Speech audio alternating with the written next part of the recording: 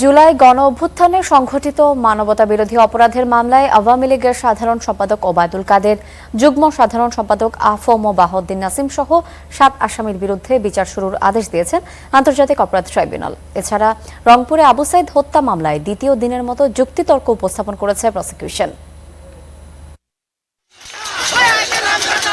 ২৪-এ কোটা সংস্কারের দাবিতে উত্তাল রাজপথ। ১৫ জুলাই এক সংবাদ সম্মেলনে আওয়ামী লীগের সাধারণ সম্পাদক ওবায়দুল কাদের বলেন, আন্দোলন দমনে ছাত্রলীগই যথেষ্ট। কত রাতে তার জবাব তারাই। ওবায়দুল কাদেরের এই বক্তব্যের পর সহিংস হয়ে ওঠে ছাত্রলীগ সহ আওয়ামী লীগের অন্যান্য অঙ্গ সংগঠন। পুলিশের পাশাপাশি তারাও শুরু করে মারণাস্ত্রের ব্যবহার। আন্দোলনকারীদের ওপর হামলা, উস্কানি ও নির্দেশনার অভিযোগে মানবতাবিরোধী অপরাধের মামলায় ওবায়দুল কাদের, আফহামা বাহাউদ্দিন নাসিম সহ ৭ আসামির বিরুদ্ধে বিচার শুরুর আদেশ দিয়েছেন আন্তর্জাতিক অপরাধ ট্রাইব্যুনাল ২। ১৭ ফেব্রুয়ারি হবে সাক্ষ্য গ্রহণ।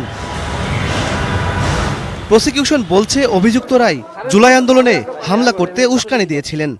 এরপরে আমরা দেখতে পেয়েছি ঢাকা বিশ্ববিদ্যালয়ে নারী শিক্ষার্থীদের উপরে হামলা হয়েছে, যারা আহত চিকিৎসাধীন ছিলেন তাদের উপরে হামলা হয়েছে। এরপর দিন ১৬ তারিখ আবু সাইদ শহীদ হন।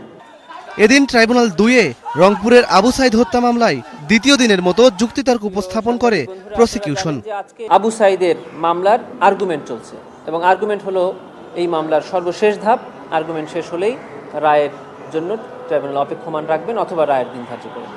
এছাড়া ২০১৬ সালে ঢাকার কল্যাণপুরে জাহাজ বাড়িতে জঙ্গি আখ্যা দিয়ে ৯ তরুণ হত্যা মামলার তদন্ত প্রতিবেদন ৩ ফেব্রুয়ারির মধ্যে দাখিলের নির্দেশ দিয়েছেন ট্রাইব্যুনাল।